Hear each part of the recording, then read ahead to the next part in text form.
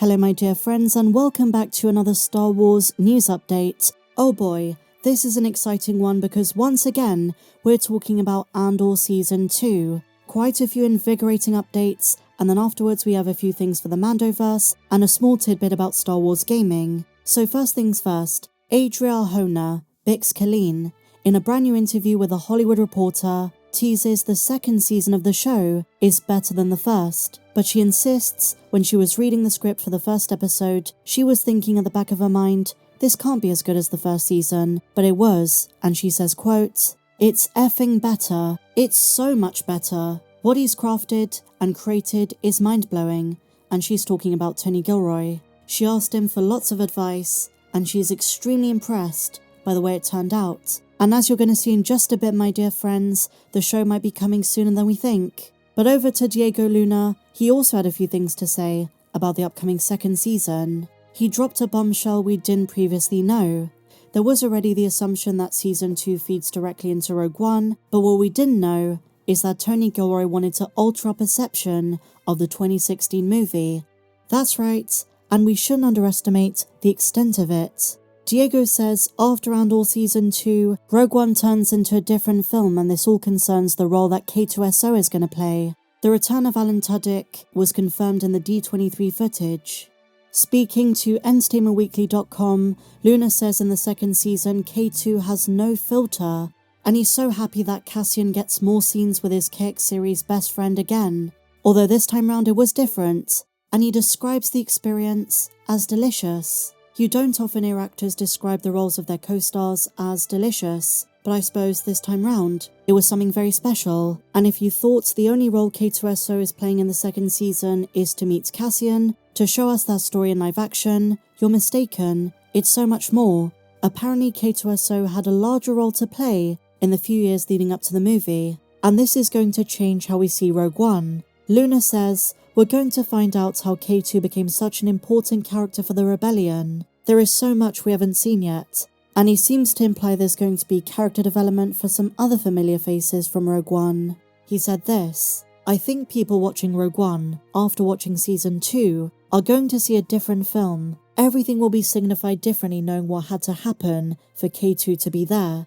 It's going to make you witness the journey of Rogue One in a different way, I think. And not just with K2, but many other characters. And the aim is to give us an appreciation for what they had to go through to get K2 to where he is at the start of the movie. And even though K2 doesn't make it to the end of Rogue One, at least we get 12 episodes of Andor Season 2 with him." Luna then says he's hoping, just like for the first season, after the second one finishes, they air Rogue One in cinemas, so that fans can experience the big screen again with Rogue One, but this time with a changed perspective, a markedly altered view of the movie.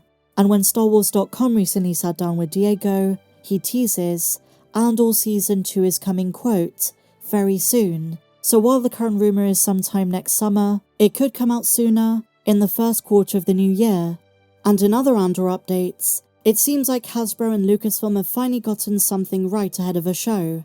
Pre-orders for the K2SO, Black Series and the Vintage Collection, Andor Season 2 figures are already up and available. And this is good marketing. It's about time they had figures ready before the show drops. For most series we have to wait months to years after a show's finished airing. And you know, as a fan of the Bad Batch Season 3, we've barely gotten anything. But for Andor, whether it's the Dead Ramiro figure, the new Cassian figure, or this new K2SO, they're ahead of the game. This is a good sign. And a question I've seen come up in recent videos where we've spoken about Andor, is viewership going to be better for the second season? I predict it's going to be an immense improvement. The return of Krennic, K2SO, we might see Tarkin, we know there is a through line to Rogue One. Word of mouth for the first season did wonders for viewership after the fact. Fans who went back and discovered the entire series and binged it. I don't think the viewership for the second season is going to be as bad as the first. It might be a bigger victory than they're anticipating. I for one can't wait. And in case you missed my last video, we spoke about some recent leaks and a massive plot point that connects to Mon Mothma and Star Wars Rebels. And I agree with Diego Luna, after the second season is said and done, you know that is all we're getting for Andor, puts Rogue One back into theatres, and that creates a cross-platform marketing campaign because you can have the Andor Season 2 trailer play at the end, so more casual fans are lured to Disney Plus to check out the Tony Gilroy show. And while they're at it, why not put the first 2 episodes of Season 2 in cinemas? That is how I experienced the Andor Season 1 premiere, and it was great. A much more elevated experience. So moving on, my dear friends.